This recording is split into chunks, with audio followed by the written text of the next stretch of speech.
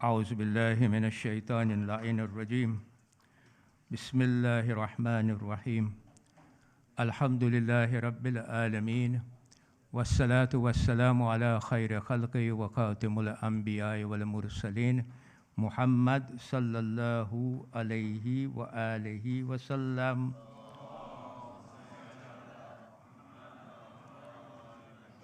ولا حول ولا قوة إلا بالله العلي العظيم أعوذ بالله من الشيطان اللعين الرجيم بسم الله الرحمن الرحيم ولقد أرسلنا موسى بآياتنا أن أخرج قومك من الظلمات إلى النور وذكرهم بأيام الله إن في ذلك لآيات لكل صبار شكور صدق الله العلي العظيم.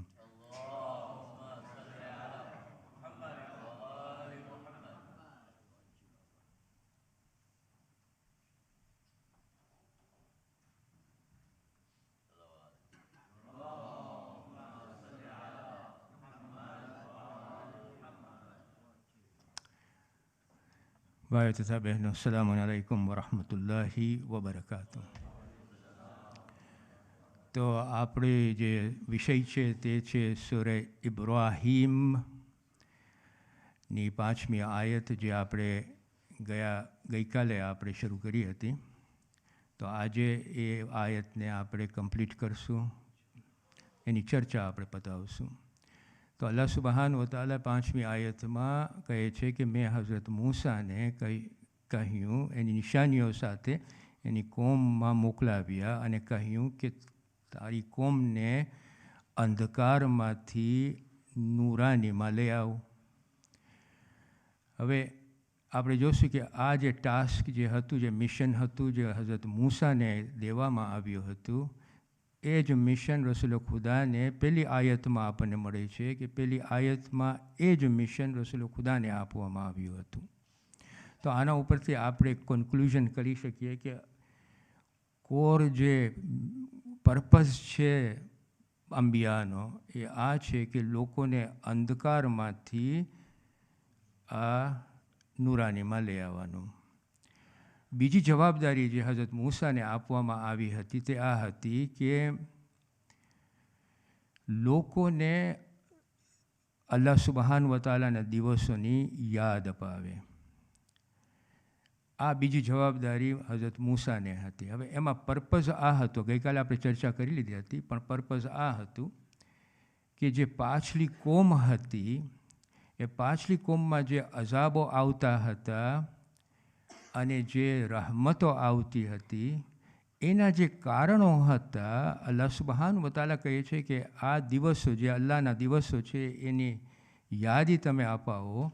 તો એ અલ્લાહના દિવસોને યાદ અપાવવાથી અલ્લાહ સુબહાન વ તઆલા અહીંયા આપણને કહે છે કે તમે આ રહમત અને અઝાબ જે પહેલાંની લોકો ઉપર આવતી હતી એના ઉપર તમે, એના કારણો ઉપર તમે વિચાર કરો અને વિચાર કરીને તમે સબકો મેળવો. એટલું જ નહીં, પણ એની કામયાબી અને નાકામયાબી, એ કોમની કામયાબી અને નાકામયાબી કઈ હતી અને કેવી રીતે હતી એના ઉપર તમે વિચાર કરો. ધીસ ઇઝ ધ મકસદ ઓફ યાદ અપાવું, અલ્લાહના દિવસોની યાદ અપાવું. આપણે ગઈકાલે ચર્ચા આના ઉપર કરી હતી, પણ આ એનો મકસદ છે.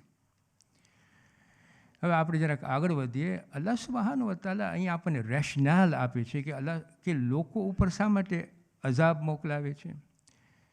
તો સુરત અલ ફજરમાં અલ્લાહ સુબહાન વ તઆલા આનું રેશનાલ આપે છે. કહે છે કે જ્યારે કોમ પોતાના પૈગંબરની વિરુદ્ધ થઈ જાય છે અને જમીન ઉપર જ્યારે ફસાદ મોકલાવે છે ત્યારે અલ્લાહ સુબહાન વ તઆલા અઝાબ મોકલાવે છે એ કોમ ઉપર.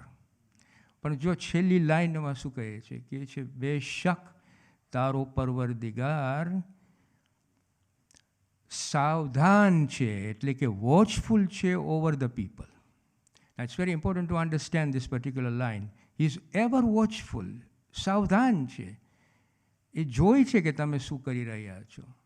અને આનો જે આપણને આપણે કહીએ ને એક્સપાન્શન, આની કોમેન્ટ્રી આપણને મળશે સૂરે આરાફમાં, જ્યારે હઝરત મૂસા એની કોમને કહે છે કે આશા છે કે અલ્લાહ સુબહાનહુ વ તઆલા આપણા બની ઇસરાયેલના દુશ્મનોને નાશ કરી નાખશે, એટલે કે હરાવી નાખશે, અને પછી જે જમીનો હશે એના ઉપર તમે રાજ કરો, જેથી કરીને અલ્લાહ સુબહાનહુ વ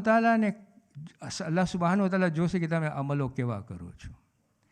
ઇન અધર વર્ડ્સ, જે કાંઈ નેમત આપણને મળે છે દુનિયામાં, એ નેમતથી આપણે શું કરી રહ્યા છે, આપણે આપણું કંડક્ટ કેવી રીતે કરી રહ્યા છે, એ અલ્લાહ સુબહાનહુ વ તઆલા જોતા હોય છે. એટલે છે અલ્લાહ સુબહાનહુ વ તઆલા હંમેશા સાવધાન છે. He is ever watchful. હવે આ જો સમજ પડી ગઈ હોય, ઇનફેક્ટ આમાં શું થાય છે, મકસદ આ છે કે આ અય્યામ જે છે ને, અલ્લાહ સુબહાનહુ વ તઆલા is very very clear here. વઝક્કિરહુમ બિ અય્યામિલ્લાહ, તમે યાદ અપાવો અલ્લાહના દિવસો.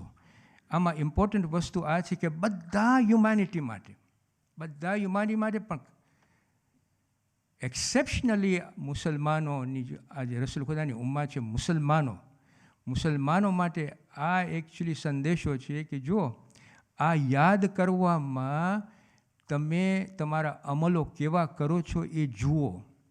આયા તમે અલ્લાહ સુબહાનહુ વ તઆલાના રસ્તા ઉપર છો, અલ્લાહ સુબહાનહુ વ તઆલાની હિદાયત ઉપર છો, ગુનાહો કરો છો કે નથી કરતા. જો તમે હિદાયત ઉપર હશો, જો તમે ગુનાહો નહીં કરતા હો, તો તમારી આ જિંદગીમાં બેનિફિટ છે તમારા માટે, અને આખિરતમાં પણ બેનિફિટ છે. જો તમે કરતા રહેશો, જો ગુનાહો કરતા રહેશો, જો તમે હિદાયત ઉપર નહીં ચાલતા રહો, તો અઝાબ છે જ. પાછલી કોમોની તમે હાલત જુઓ, અલ્લાહ સુબહાનહુ વ તઆલા શું કરી હતી. This is the meaning of it. In fact આપણને સૂરતુલ નૂરમાં બહુ ક્લિયરલી કહે છે, એ મોમિનો મીન્સ ઈમાનદારો, એ મોમિનો શૈતાનના પગલા ઉપર નહીં ચાલો. જો શૈતાનના પગલા ઉપર તમે ચાલશો તો બેશર્મી અને ખરાબ કામો હંમેશા તમે કર્યા કરશો, એ જ તમને કરાવશે. આ જે છેલ્લો ભાગ છે આયતનો, એ આવી રીતે છે કે બેશક લોકોને યાદી કરાવવામાં, આ દિવસોની યાદી કરાવવામાં, કયા દિવસોની યાદી કરાવવામાં? અલ્લાહના દિવસો. અલ્લાહના દિવસોને યાદી કરાવવામાં સબર કરનારાઓ અને શુકર કરનારાઓ માટે નિશાનીઓ છે. Now let us analyze this particular part of this આયા. આને જરાક આપણે પોળી કરીને એનાલાઇઝ કરીએ. અલ્લાહ સુબહાનહુ વ તઆલા શું કહેવા માગે છે? જો અહીંયા બે કનેક્શન નાખે છે, બરાબર કે નહીં? એક છે કે અલ્લાહ સુબહાનહુ વ તઆલા દિવસોની વાત કરે છે કે આ દિવસોમાં યાદ કરવામાં શું કહે છે, કોન્સિક્વન્સીસ શું છે?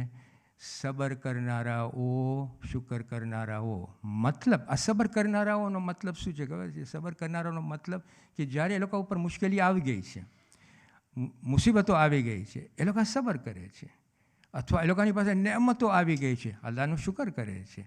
આ જે કરનારાઓ જે છે ને, એ વેરી એક્સેપ્શનલ. આ સબર કરનારાઓ જ્યારે એ લોકોને સબર કરવાનો વખત આવે છે ત્યારે એ લોકો ના ઉમ્મીદ નથી થઈ જતા, અથવા જ્યારે આટલી બધી નેમતો આવી જાય છે ત્યારે એ લોકો એરોગન્ટ નથી બનાવતા કે અલ્લાહથી દૂર નથી વટાઈ જતા.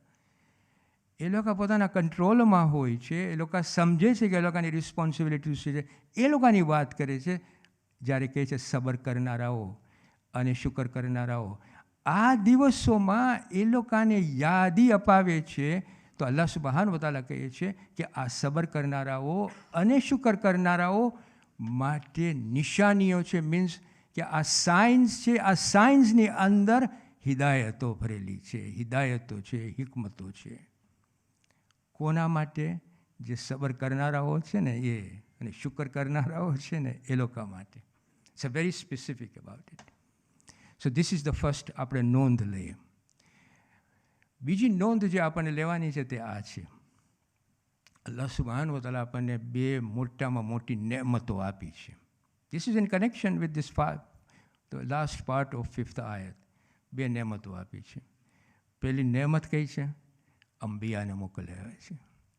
અંબિયાને મોકલવાનો ઈરાદો આ હતો કે આપણને અંધકારમાંથી નુરાનીમાં લઈ આવે. આજે જો આપણે અંધકારમાં જ હોત તો આપણી હાલત શું થઈ હોત?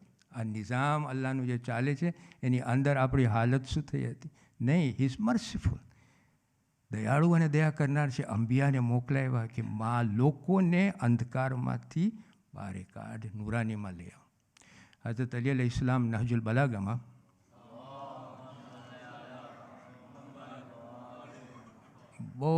બહુ સરખી રીતે આપણને સમજાવે છે.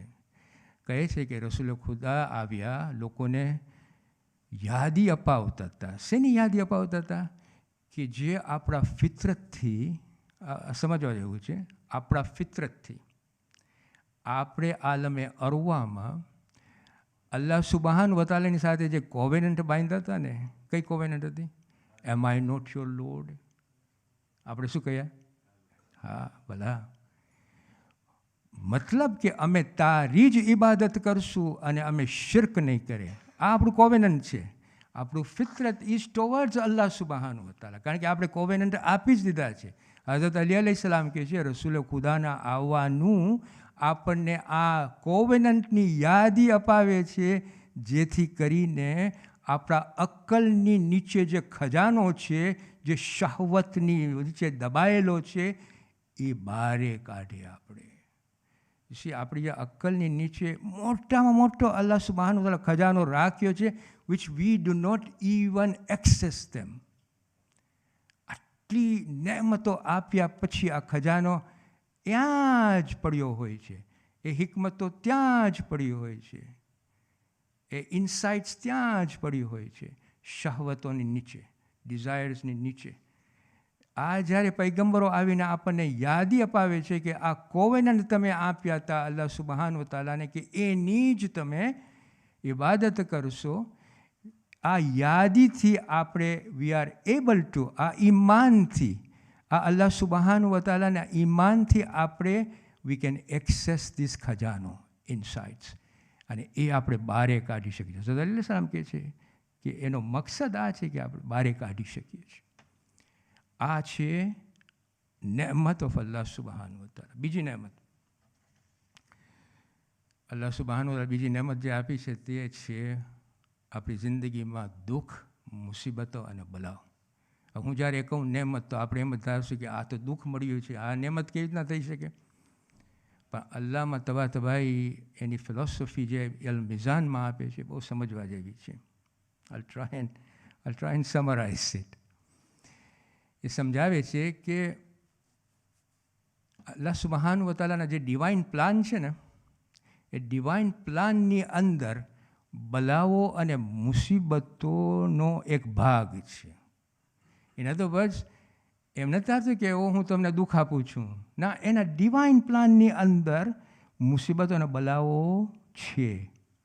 એનો મતલબ એમ નથી થતો કે અલ્લાહ સુબહાન વ તઆલાને જાણવું છે કે તમને આ પરીક્ષાઓ, બલાઓ અને મુસીબતને મને જાણવું છે કે તમે કેવી રીતના બિહેવ કરો છો. નહીં, ઇઝ ઓમનિશિયન્ટ, નહીં, હી નોઝ. પણ એના 2 મકસદો છે. આ દુઃખ આપવાના 2 મકસદો છે. અલ્લાહમાં તબાતબાઈ આપણને સમજાવે છે.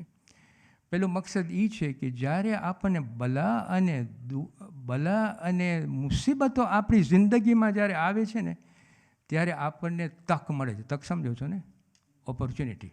આપણને ઓપોર્ચ્યુનિટી મળે છે કે આપણી જે રૂહાની તાકાતો જે અંદર છે ને, અથવા આપણે કહી શકીએ રૂહાની તરબિયતને આપણે રિફાઇન કરી શકીએ છીએ, અને આપણે અંદરની જે અખલાકી તાકાતો છે, રૂહાની તાકાતો છે, એને આપણે મજબૂત કરીએ છીએ.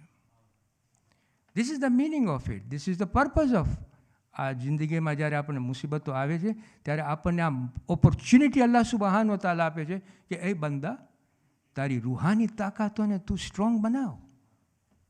આપણે તો કહીએ મારા પર આકાશ પડી ગયું હોય, હું શું કરું? નહીં, આ એક નેમત છે. એકચ્યુઅલી સૂરે આરાફમાં અલ્લાહ સુબહાન વ તઆલા બહુ સરખી રીતે સમજાવે છે કે મેં પૈગંબરોને મોકલાવ્યા, લોકો એ લોકોની વિરુદ્ધ કર્યા, આ વિરુદ્ધાથી મેં એ લોકો ઉપર અઝાબ મોકલ્યો.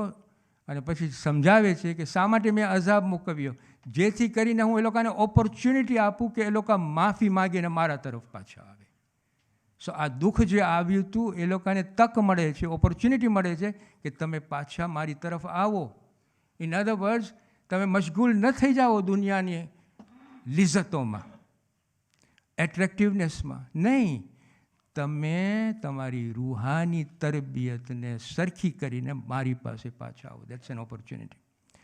સેકન્ડલી, આપણને કહે છે બીજો મકસદ આ છે કે આપણી અંદરની જે સ્થિતિ છે એ આપણે બહાર કાઢીએ છીએ.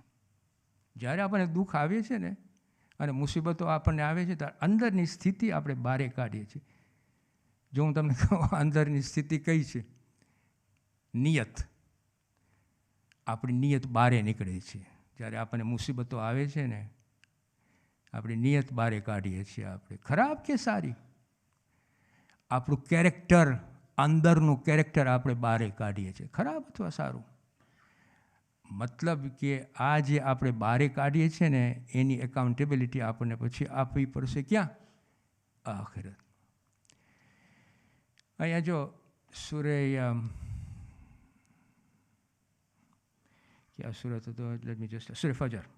સૂર્ય ફજરમાં એટલી સરખી રીતે અને સ્પષ્ટ રીતે અલ્લાહ સુબહાન વ તઆલા એક્ઝામ્પલ આપે છે. કહે છે ઇન્સાનને, આજે સમજવા જેવું છે, ઇન્સાનને જ્યારે તેના પરવરદિગાર તેની પરીક્ષા લે છે, એટલે કે બલાઓ અને મુસીબત આપે છે, અને તે ઇન્સાનને ઓનર કરે છે અને તેને નેમતોથી નવાજે છે, ત્યારે તે કહે છે કે મારો પરવરદિગાર મને ઓનર આપ્યું. પણ જ્યારે તેને એવી રીતે પરીક્ષા લે છે કે તેની રોજી ઓછી કરી નાખે છે, ત્યારે પુકારે છે મારા પરવરદિગાર મને જિલ્લત કરી નાખ્યો. This is the status. Actually આપણને આ તક આપીને કહે છે કે આ સ્ટેટસ નહીં, તમે ખુશનુદી આપ કરો કે મને આ મળ્યું છે, એક નેમત મળ્યું છે, મારી પોતાની તાકાતો હું વધારું. એકચ્યુઅલી અલ્લામા તબાતબાઈ આપણને સમજાવે છે આવી રીતે કે આપણી જિંદગીમાં એશ આરામ અને સંપત્તિ એટલે કે વેલ્થ અને મુસીબત અને બલાઓ આપણી જિંદગીમાં ગોઠવાયેલું છે. This is how he puts it as a conclusion. એ કહે છે કે જ્યારે આપણને સંપત્તિ અને એશ આરામ આપવામાં આવે છે ને ત્યારે અલ્લાહ સુબહાન, ત્યારે આપણે કેટલા અલ્લાહ સુબહાન વ તઆલાના શુક્રગુજાર છે એ જોવાનું છે. અને જ્યારે આપણા પર બલાઓ અને મુસીબતો આપણી જિંદગીમાં આવે છે ત્યારે આપણે કેટલા સબર કરનારાઓ છે અને કેટલું ભરોસો અલ્લાહ સુબહાન વ તઆલા ઉપર રાખીએ છીએ. This is something which is there in our જિંદગી for our own benefit. કે આપણે કેટલા શુક્રગુજાર છે અને કેટલા સબર કરનારાઓ છે. આ સબર અને શુકર is a very interesting concept. આપણે આવશું 6ઠ્ઠી આયત જ્યારે હું કરીશ ને ત્યારે. છેલ્લે આપણે 23મી રાતના કયો સૂરો પડે છે? સૂરે અનકબૂત પડે છે કે નથી પડતા? એની બીજી આયતમાં આપણે શું કહીએ છીએ? This is the conclusion of it. જો કહે છે શું લોકોએ એમ ધારી લીધું છે કે તેઓ એટલું જ કહેવાથી કે અમે ઈમાન લાવ્યા છે અને તેઓને છોડી દેવામાં આવશે અને તેમની પરીક્ષા નહીં લેવામાં આવે, તેમની કસોટી નહીં કરવામાં આવે? આ બીજી આયત છે. ત્રીજી આયતમાં અલ્લાહ સુબહાન વ તઆલા કહે હા મેં કસોટી, તમે જુઓ પ્રીવિયસ જનરેશન, પ્રીવિયસ લોકોની મેં કસોટી કરી છે, મેં પરીક્ષાઓ લીધી છે, મેં બલાઓ એ લોકો ઉપર નાખી હતી.